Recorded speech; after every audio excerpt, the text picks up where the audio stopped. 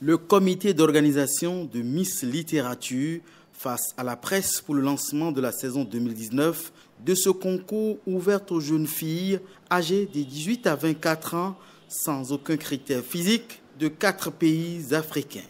L'événement est à sa 3e édition. Nous avons tenu en 2018, donc l'année passée, les phases nationales.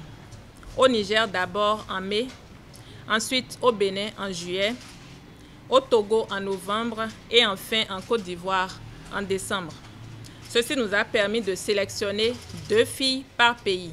Donc dans chaque pays, nous avons une Miss Littérature et une Dauphine Miss Littérature. Ces 8 lauréates prennent part le 27 juillet prochain, donc c'est la date à retenir, le 27 juillet 2019, à la grande finale sous-régionale de Cotonou.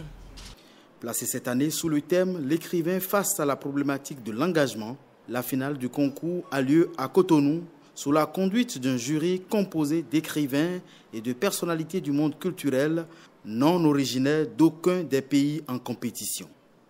Nous aurons 4 passages des candidates qui se déclinent comme suit. Premier passage, nous aurons une parade de présentation des candidates qui n'est pas notée.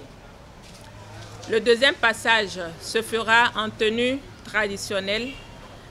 Au cours de ce passage, les candidates feront chacune une présentation originale et ce passage est noté. Le troisième passage se fera en tenue de ville. Et lors de ce passage, les candidates vont répondre à des questions de littérature.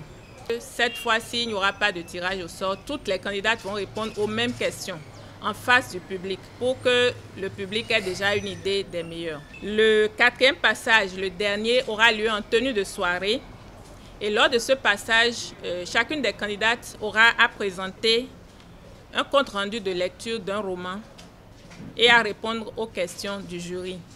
Le compte-rendu de la lecture va porter sur le roman de l'écrivain béninois Moussibaou Madou, intitulé Babengo au nom des acculturés, selon le comité d'organisation.